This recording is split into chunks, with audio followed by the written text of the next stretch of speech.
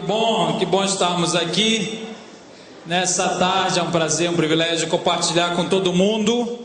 E vamos sem demoras, irmãos, pegar as nossas Bíblias e abrir no livro de 2 Coríntios, capítulo 4, versículo 16 a 18. Quem está com a Bíblia aí? Todo mundo com a Bíblia? Então olhe para ela gentilmente e diga comida. Meu Deus, gente. Vocês repetem mesmo, né? Sensacional. O que eu falava, vocês repetem. Comida para a sua alma, para o seu espírito, para o seu coração. Ótimo. Então é isso mesmo, comida. Segunda carta aos Coríntios, capítulo 4, versículo 16. O nosso tema de hoje é renovo. Renovo. 2 Coríntios 4, 16. Vamos ler? Você pode ficar como você achar melhor. Diz assim: portanto, não desanimamos, ainda que o nosso exterior esteja se desgastando, o nosso interior está em plena renovação, dia após dia, pois a nossa aflição, leve e passageira, está produzindo para nós uma glória incomparável de valor eterno. Sendo assim, fixamos nossos olhos não naquilo que se pode enxergar, mas nos elementos que não são vistos, pois os visíveis são temporais, ao passo que os que não se veem são eternos. Pai, obrigado pela tua palavra. Eu clamo para que o Senhor fale conosco de uma maneira muito importante, revolucionária hoje. Muda a nossa mente, muda o nosso coração, nos instrui, nos ensina, por favor, Senhor, conduza isso tudo aqui para a glória do teu nome, amém, em nome de Jesus, amém, amém. Glória a Deus. Irmãos, quantos dias você precisa para renovar toda a sua pele? Olha para a sua pele, para a sua mão, olhou? Eu estive pesquisando no Google, e se algum especialista aqui estiver presente, por favor, me perdoe a ousadia, mas por volta de 3 semanas, segundo o Google, nós trocamos de pele. Portanto, essa pessoa que você está olhando era outra pessoa 3 semanas atrás. Há uma renovação constante nas nossas células epiteliais. Meu Deus, ficou chique, né? Das nossas células, e constantemente as coisas vão mudando de maneira imperceptível. E o texto que Paulo está trazendo há uma renovação parecida que deve ocorrer, que pode ocorrer no nosso interior, mesmo que o exterior se desgaste, mesmo que tudo que é de fora apodreça, envelheça, se desgaste, dentro de nós podemos experimentar renovação diária.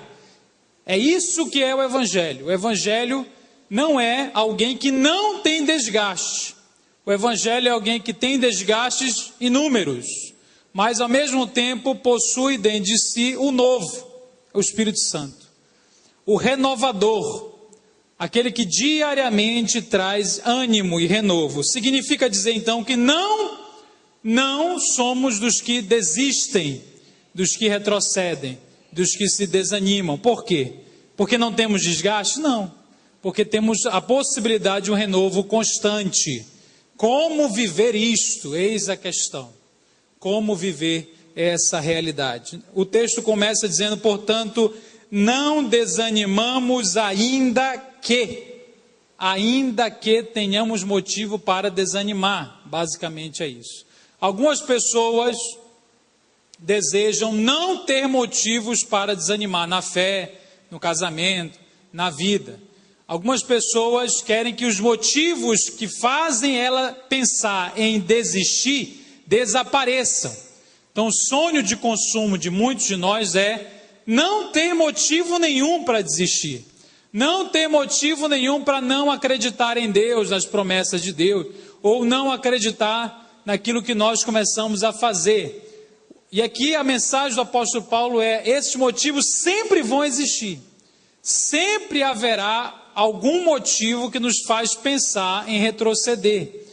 Mas ainda que eles estejam presentes, mesmo com a intensidade com que eles se colocam, nós temos uma renovação, uma possível renovação interior diária que nos faz avançar, que nos faz continuar perseverando, sem desistir, sem desanimar. Então, nós vamos avançar apesar dos motivos para desistir, convivendo com momentos difíceis, convivendo com o desgaste.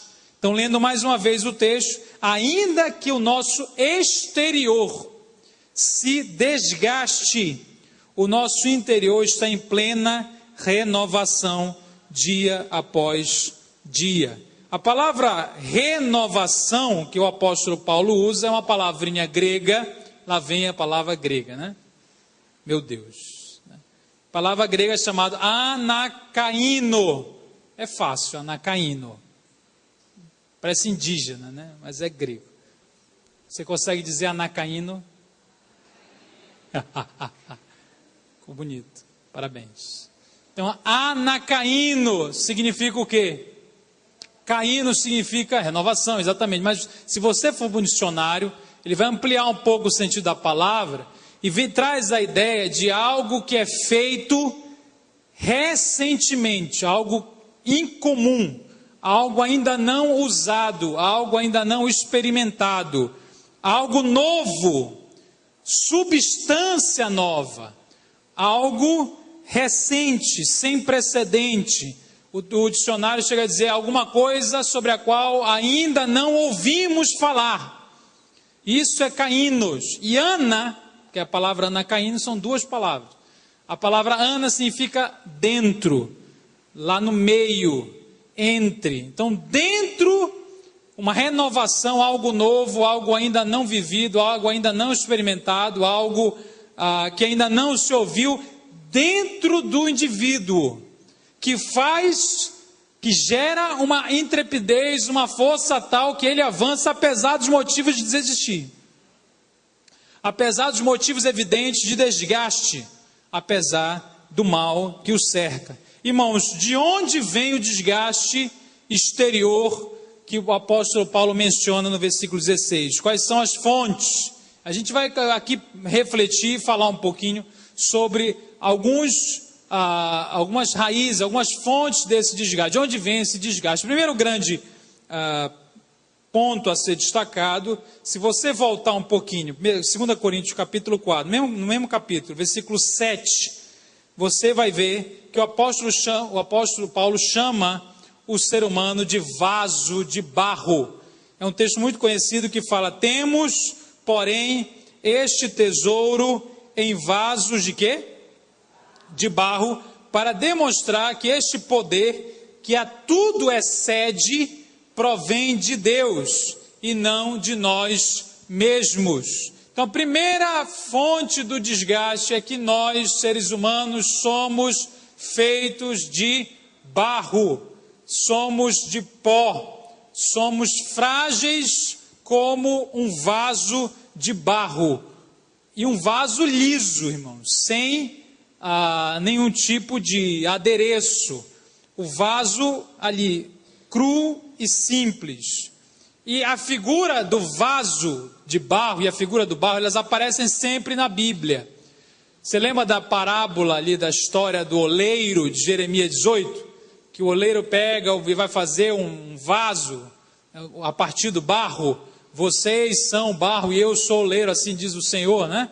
E aí o texto fala do barro, do vaso, como se eles fossem algo maleável, algo que está em processo, algo que está em constante transformação.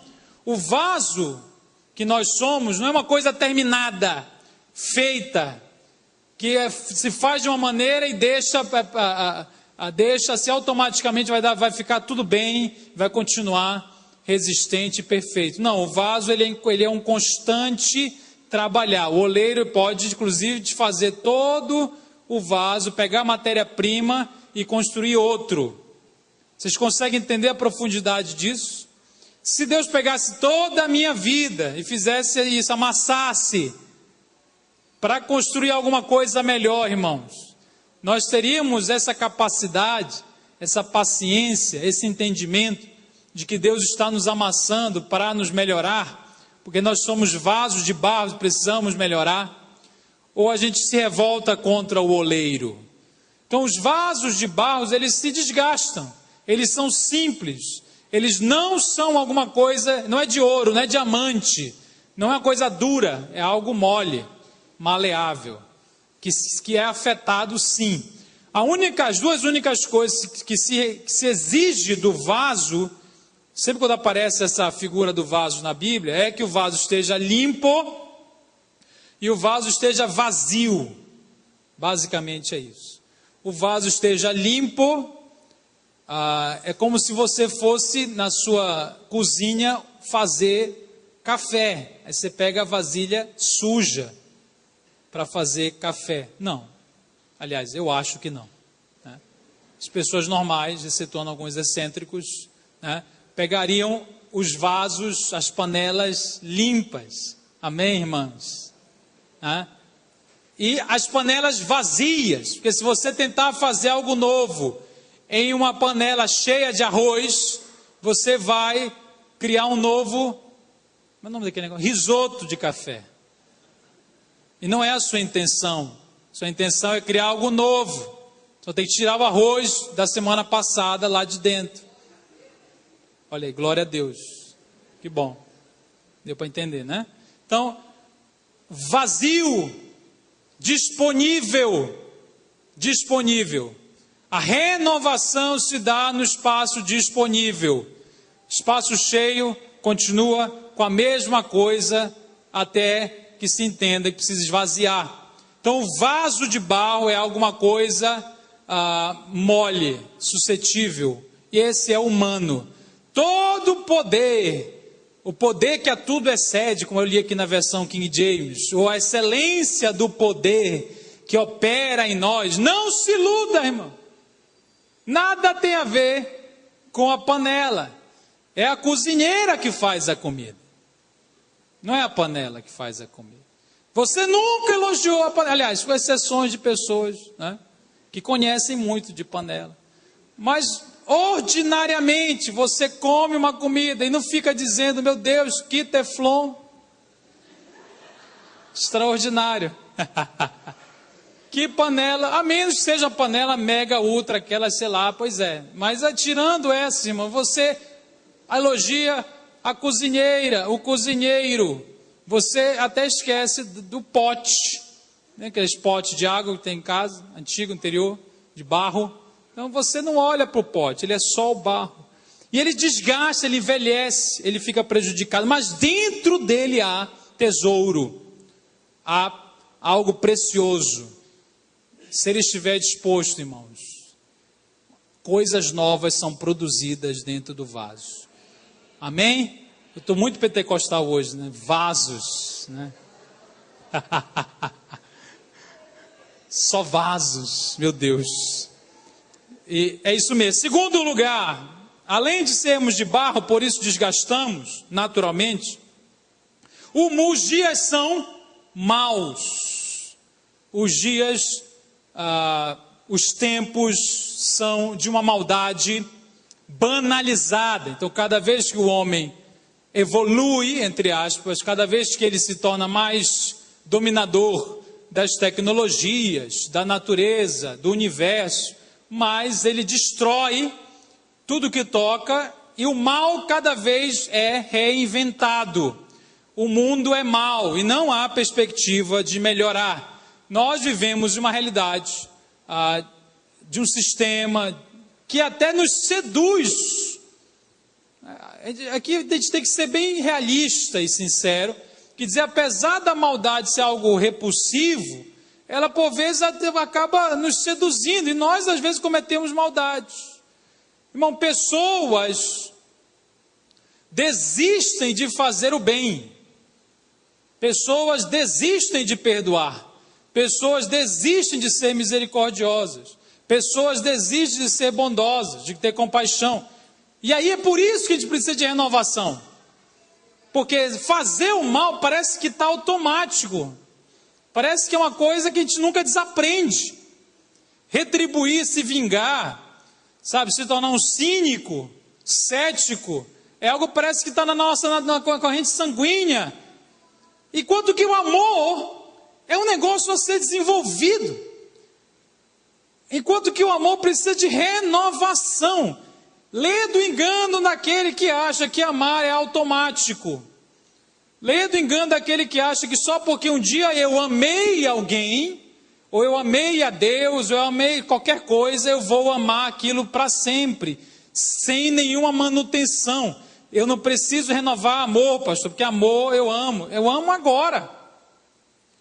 E se a Bíblia está dizendo que o nosso exterior se desgasta e dentro de nós precisamos de renovação, o que é renovar? Renovar é trazer aquilo que uma vez existiu. Sim ou não? É tornar novo, de novo. Então muitos de nós, irmãos, ao ver ao mal banalizado, começamos a nos tornar maus também, insensíveis ao próprio mal que condenamos. Ao ver as feridas, as afrontas, as frustrações, nós também nos tornamos vingativos.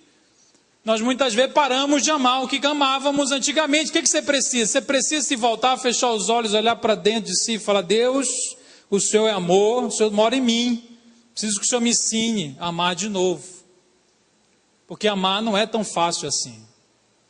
Há momentos que amar não é tão simples assim.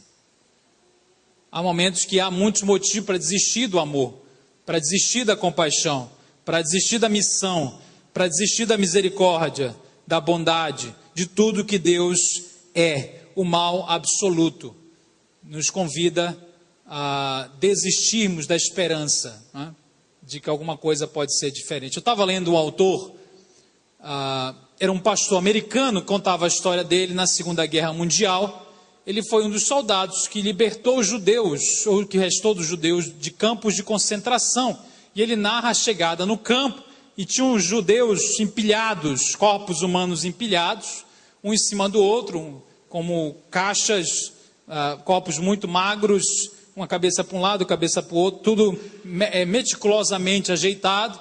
E eles, então, o trabalho desses soldados era pegar os corpos, jogar em outro lugar, e alguns ainda suspiravam nos últimos suspiros de vida, muita morte, muita loucura, algo absolutamente, absurdamente mal. E aquilo foi contaminando, ele conta a experiência, e eles se viam como aqueles que são do bem e os nazistas do mal, até que um comandante manda um rapaz muito bom, um rapaz do bem, escoltar os nazistas para um outro lugar, e de repente ele vai sozinho, vai ele com a arma aqui, vai os nazistas, todos aqueles oficiais, e se ouve-se alguns tiros. E ele voltou e disse assim: olha, todo mundo tentou escapar. Na verdade, ele executou todos os nazistas desgraçados. E a pergunta é, irmãos, essa pessoa mata porque os outros mataram. Eu retribuo o mal, e você diz: mas ele tem justiça, ele está fazendo justiça, ele está fazendo o certo, é isso que eles merecem. Esse é o raciocínio do mal. O mal vence quando nós retribuímos. O mal vence quando nós retribuímos. Amar qualquer um naquele lugar ali era difícil. Para qualquer um seria difícil amar. E aí a gente volta para a nossa vida. Eu não conheço nenhum nazista, pastor. Você não conhece nenhum nazista. Mas você tem a oportunidade de amar ou desistir de amar dezenas de vezes, talvez centenas de vezes. Em um mês, eu posso escolher renovar o bem, renovar a misericórdia ou aderir à maldade que o mundo prega e vive. Ok, gente? Amém? Meu Deus. Então, irmãos, alguém está com a mulher e com o marido aqui? Tá? Diga para ele, para ela: eu quero renovar o meu amor por você, eu não vou te matar. É brincadeira, irmãos, mas você não vai matar mesmo, não. Difícil amar, irmão. Amar não é um negócio que liga, uma máquina que você liga e deixa lá. Não, se você não cuidar, você começa a ficar com dificuldade, né? Meu Deus. Olha a Dilma aí. Então, ninguém ama mais ela. Difícil amar, tem que amar. A terceira fonte de desgaste, além da maldade, do fato da nossa natureza ser uma natureza de barro. Irmãos, a espera desgasta o nosso exterior. O que é a espera? É o fato desse negócio, esse negócio assim, difícil de engolir, que a gente não vai ter o que quer quando quer. Isso desgasta. A espera prolongada adoece a alma, de um provérbio que diz assim, gera frustração. Então, enquanto esperamos, a gente começa a esperar feliz, né? Empolgado, sensacional, estou esperando. E aí vai passando o tempo, irmão. E aquilo traz um desgaste, você precisa do renovo, irmão. Precisa do renovo. Você precisa olhar para todo dia para Deus, para aquilo que você não está vendo, pela fé. Lembra de Abraão, gente? Abraão, irmão, esperou. O apóstolo Paulo chega a dizer em Romanos que ele esperou contra a esperança. É como se ele tivesse uma pessoa chamada esperança, a esperança estava com ele, a esperança desistiu. A esperança disse para ele, velho, vai-te embora, acabou.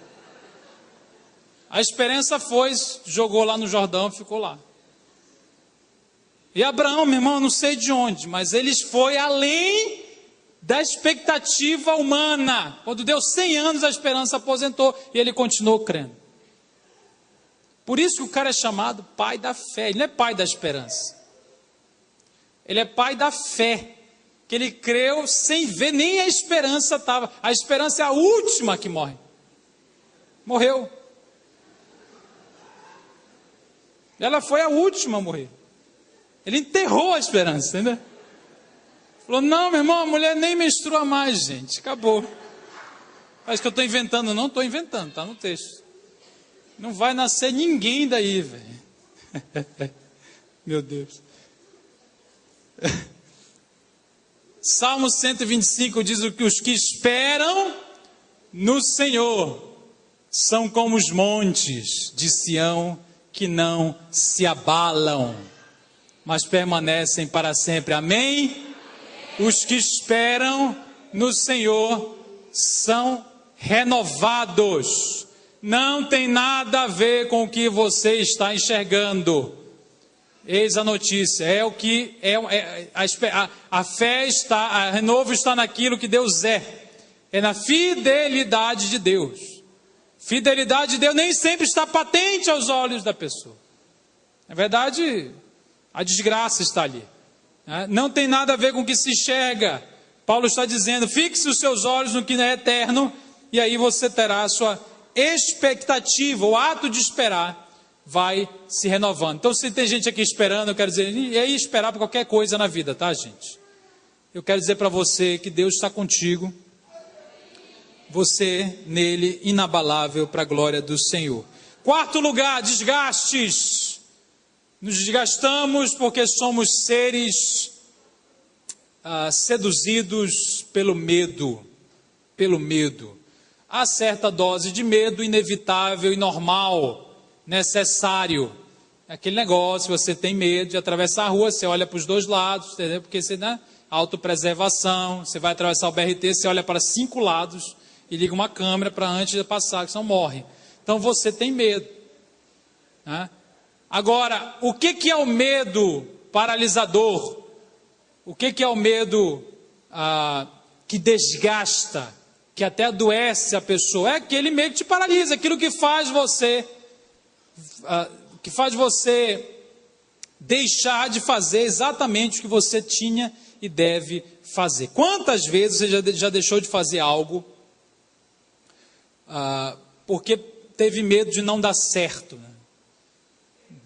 Não dá certo, não vou conseguir. Então o medo, Salmo 27, o salmista diz, mesmo que uma guerra estoure contra mim, mesmo que um exército se acampe contra mim, eu não temerei. Então, só é possível enfrentar com essa atitude os exércitos, as circunstâncias, se nós soubermos quem somos, estivermos nele sendo renovados todo dia. Amém? Eu quero dizer que Deus está aqui, está no seu coração, e Ele quer renovar a sua expectativa, quer fazer você ter coragem. Eu queria orar com você agora, não terminei ainda não, mas eu queria que você fechasse os olhos. Irmão, talvez tenha gente aqui com sério problema com medo. Eu queria que você olhasse para o seu coração, feche os olhos se você puder.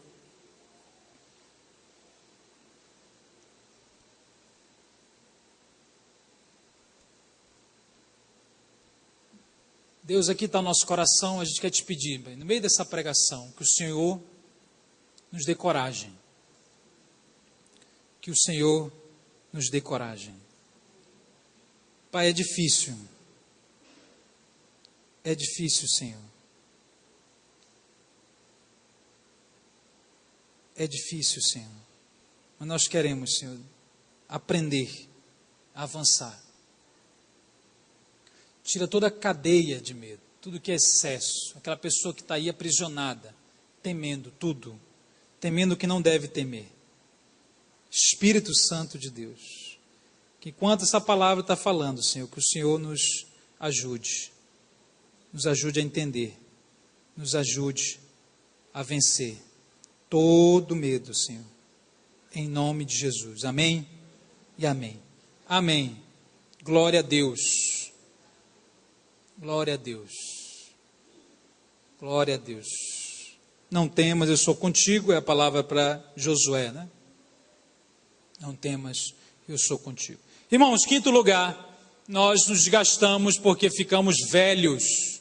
Meu Deus. Ficamos doentes, ficamos cansados. Fisicamente cansados. Não, pastor, eu não fico cansado. Você fica assim. É mentira, você fica assim. Não, eu não envelheço. Meu Deus, envelhece. A cada 21 dias, o couro troca. Lembra? A cada 21 dias, é igual uma cobra, você muda de pele. E a pele que vem, irmãos, é mais velha que a pele anterior. Você vai envelhecendo, devagar, paulatinamente. É impopular dizer isso, né? O homem envelhece. Porque hoje a gente vive uma geração que colocou a juventude como se ela fosse uma virtude moral, né? A juventude como se fosse algo moral, né? É errado ser velho, né? É errado, é pecado quase, né? E eu gosto de um texto de Isaías, que esse texto faz muito bem para a pele. Ele é sensacional. Vamos ler lá, Isaías 40. É um texto que detona, irmãos, detox. Ele é um texto integral. Tá? Isaías capítulo 40, sensacional, o profeta Isaías diz assim: você envelhece, você está cansado. Isso é o ser humano, né? Você está aí. Isaías 40, 29. Ele diz assim: Deus faz forte ao cansado e multiplica o vigor. Multiplica o vigor dos que estão fatigados. Ora, até os adolescentes, eu estou lendo na King James, um pouquinho diferente. Até os adolescentes se cansam. Na verdade, os adolescentes são os primeiros a cansar, né? Em geral, cadê os adolescentes? Tem adolescente aqui? Está dormindo, uma hora dessa. Ótimo. Dorme que só, meu Deus. Nunca vi povo para dormir mais do que adolescente, né? Gente, é brincadeira, tá? Brincadeira. Tranquilidade, tá? Então, mesmo até os adolescentes estão lá cansados, fatigados e ficam exaustos. Os jovens tropeçam e caem. Versículo 31. Mas aqueles que esperam no Senhor renovam suas forças. Voam alto como águias, correm e não se fatigam. Caminham e não se cansam. Irmãos, é por isso que eu digo que esse texto faz bem para a pele. Você lê isso aqui, você fica feliz, né? Então, ele admite a canseira. Ele não diz assim, não, o ser humano é algo maravilhoso, não se cansa, todo mundo é jovem. Não, o pessoal vai envelhecendo. Mas nada tem a ver com a faixa etária, com a cronologia, com a contação dos dias. Tem a ver com aquele que habita dentro de nós, que nos renova as expectativas, as forças, os sonhos. E cada vez mais nos faz alçar voos mais altos, como águias. Corremos e não nos fatigamos, caminhamos e não nos cansamos. Isso aqui é do ponto de vista espiritual, do ponto de vista da nossa jornada com Deus. Quer dizer, mesmo com cansaço, mesmo com tudo que vem de carga, você pode parar, olhar para dentro de si. Deus está em você, o novo está em você, o que faz você voar, o que faz você caminhar, o que lhe dá substância nova, dia a dia, para você continuar sem desistir. O apóstolo Paulo, voltando aqui para 2 Coríntios capítulo 4, versículo 16 em diante, o apóstolo Paulo passou por muita tragédia, muita coisa ruim, e ele tem assim, ele dizia, eu tenho marcas de Cristo, né, porque ele apanhou. Marca de Cristo não é que ele comprou um carro, né, um carro bonito importado. Marca de Cristo que ele tinha apanhado, chicoteado, então tinha umas marcazinhas assim na costa, né, por causa do evangelho. Não me molestem, ele diz, né? Paulo era tão abençoado que ele vai para o navio naufraga. E onde ele pisa, naufraga. Aí naufragou. Aí ele vai para uma ilha e fala, agora deu tudo certo. Aí vem uma cobra e pá! Impressionante, ele joga a cobra, né? Se tivesse zika naquela época, meu Deus. Então, o apóstolo Paulo, leia a biografia do apóstolo Paulo, ele sofreu muitas coisas, irmão. E ele está dizendo, nós não desistimos. Mas não é porque não tem motivo, é porque eu tenho renovo aqui dentro. Que é intocável, que é inacessível, que cobra nenhuma morde, que o Aedes aegypti não chega. Eu tenho dentro de mim um manancial de águas correntes. Plena renovação, dia após dia.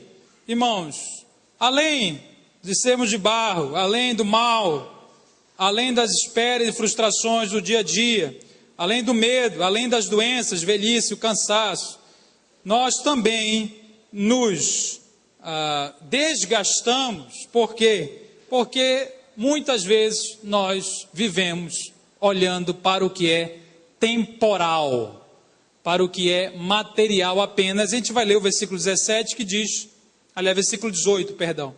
Sendo assim, fixamos nossos olhos, não naquilo que se pode enxergar, mas nos elementos que não são vistos, pois os visíveis são temporais, ao passo que os que não se veem são eternos. Então existem coisas que se veem, coisas que não se veem. Nós fixamos o olhar. Fixar o olhar é basicamente colocar a nossa mente. Fala assim, fixar o olhar, o que é isso? É você colocar a sua mente e funcionar como ser, como indivíduo, funcionar para alcançar determinadas coisas. Aquilo ali passa a ser o alvo, passa a ser a meta, passa a ser o centro gravitacional, o centro onde eu giro. Então eu preciso definir muito bem qual é o meu alvo, para que eu vivo, para onde eu vou. Porque se eu estiver vivendo apenas pelas coisas deste tempo, as coisas que estão debaixo do relógio, do Cronos, eu vou ajuntar tesouros no lugar errado, segundo a própria Escritura. Jesus ensinou que nós deveríamos ajuntar tesouros aonde, irmãos?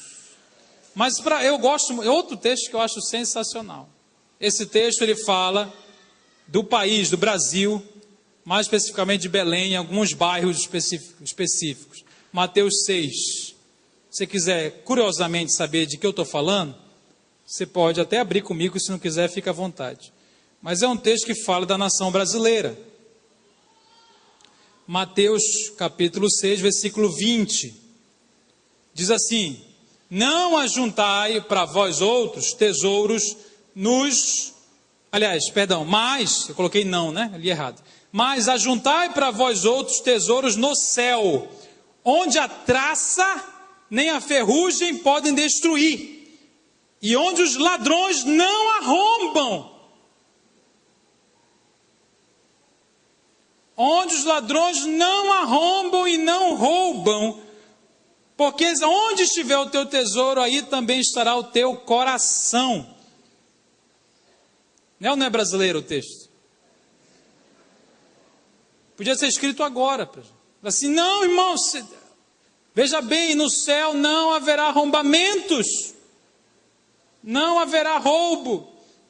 Aqui nessa terra, tudo está gradeado, irmãos. Tudo tem uma senha, tudo está secreto, você anda com medo, aí você junta, e um ladrão vem e rouba. Quando você vê um ladrão, você lembra desse texto, né? E a traça é uma profeta de Deus. Você olha a traça comendo os bens materiais que você comprou, o cupim, você compra o MDF, 5 mil reais. Passa um ano, você tira da parede um monte de traça. Cupim não come MDF, né? Eu acho que não. Mas tem algum bicho que come, deve ter. E ele vai desgastando, porque aquilo é material, irmão.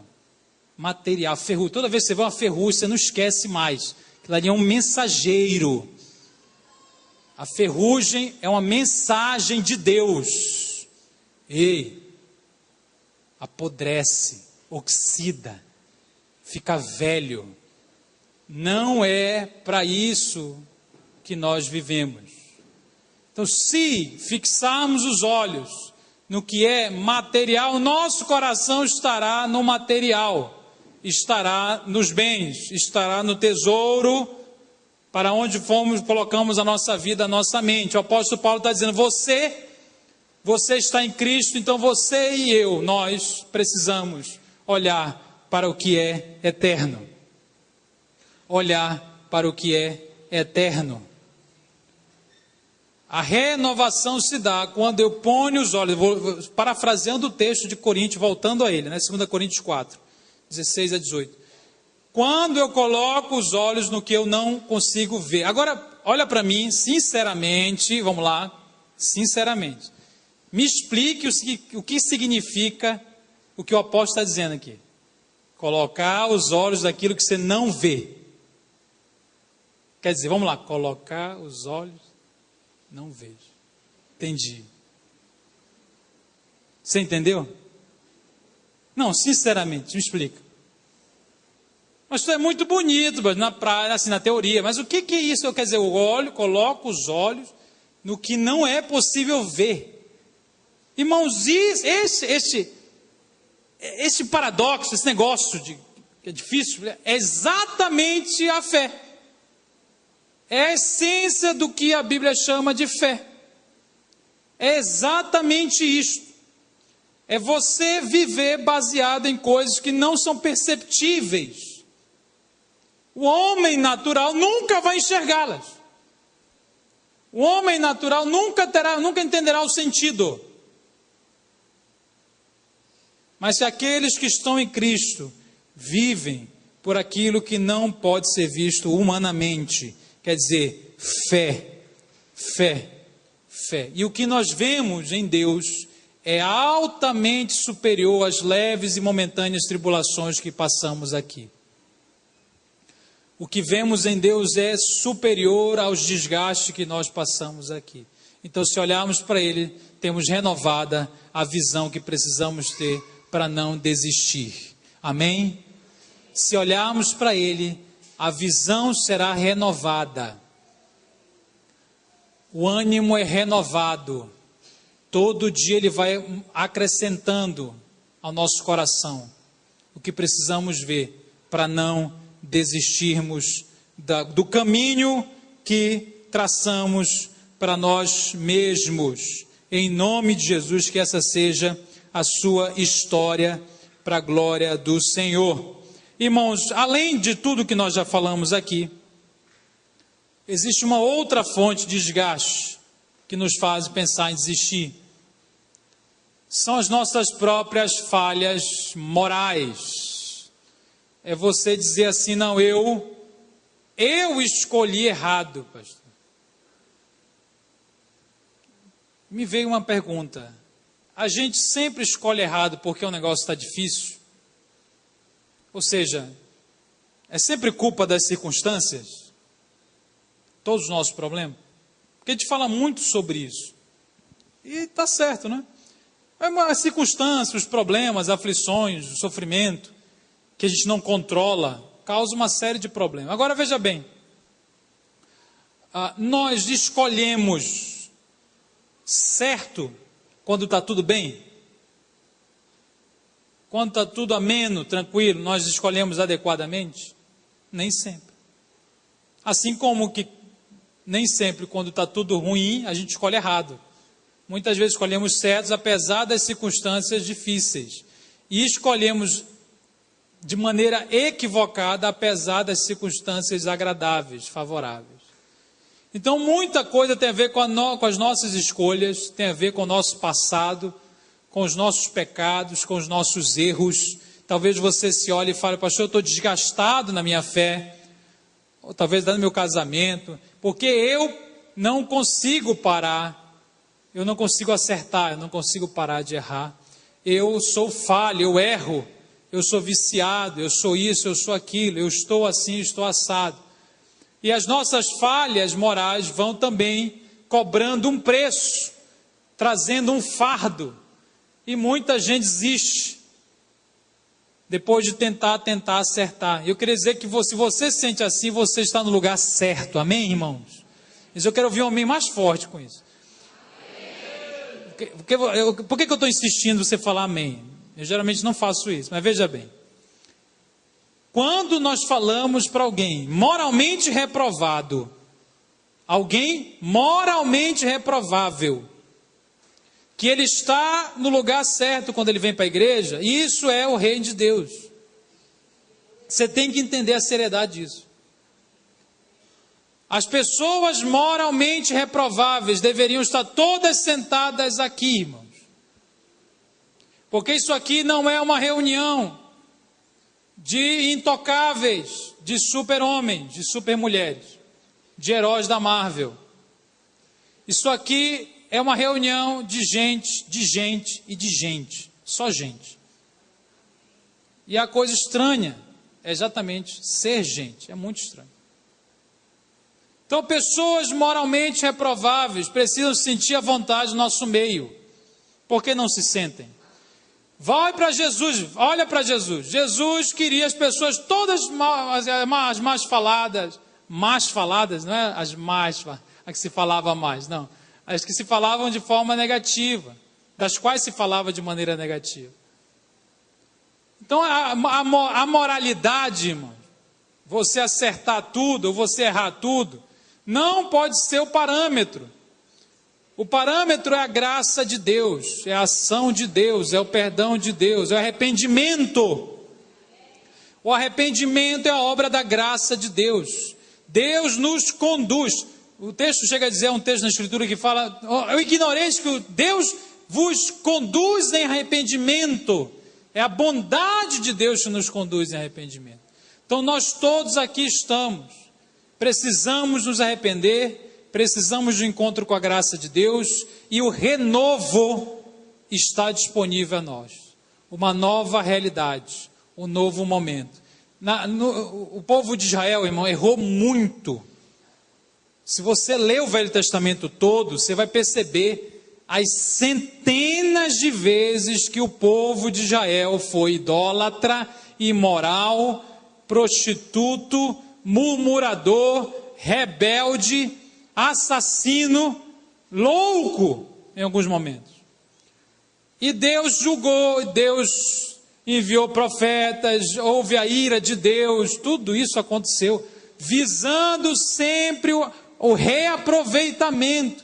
visando a redenção, o ensino ao povo, não visando descartar o povo.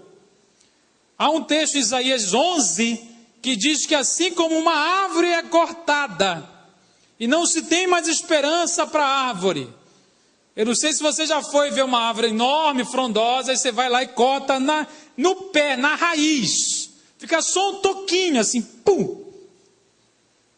Então, assim como a árvore cortada, o texto profético diz, nascerá um rebento, nascerá um renovo, que é o tema do nosso falar de hoje. Nascerá um renovo, um rebento como uma folhazinha verde, da raiz. Isso está em Jó, isso está também em Isaías, Jó 14, Isaías 11. Nascerá um rebento na árvore que não tinha mais futuro, que foi cortada porque merecia ser cortada.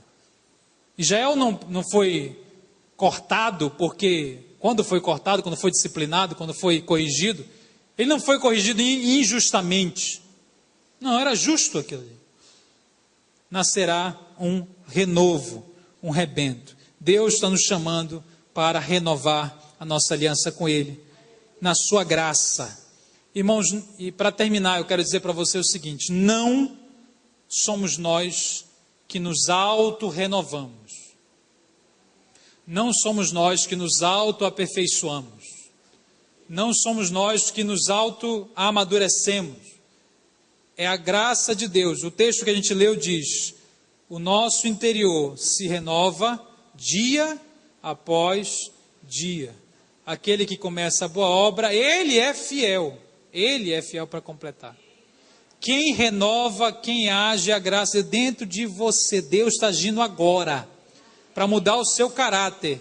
Então, se há falha de caráter em nós, se há vales na nossa vida, se há problemas na nossa vida, Deus está agindo diariamente. Eu preciso de quê? Eu preciso ouvi-lo, eu preciso fixar minha mente nele, eu preciso só estar disponível. Fixar os meus olhos nele, colocar minha mente nele, escutá-lo. Eu só preciso ser guiado, eu preciso aprender. Ele está fazendo o negócio crescer. Ele produz o crescimento, produz o aperfeiçoamento, produz a varonilidade de Cristo, produz o que eu preciso produzir. Eu preciso olhar para Ele, entender que o renovo vem dele, não desistir, ainda que haja motivo para desistir. Todo dia a graça de Deus faz alguma coisa dentro de você. Se você está em Cristo, eu vou repetir, todo dia, às vezes de maneira imperceptível, Deus está agindo dentro de você, se você se permiti-lo, se você está em Cristo. Deus está renovando a sua fé, a sua capacidade de amar, a sua capacidade de crer, a sua capacidade de prosseguir para o alvo. Amém? Eu quero lhe convidar a ficar de pé.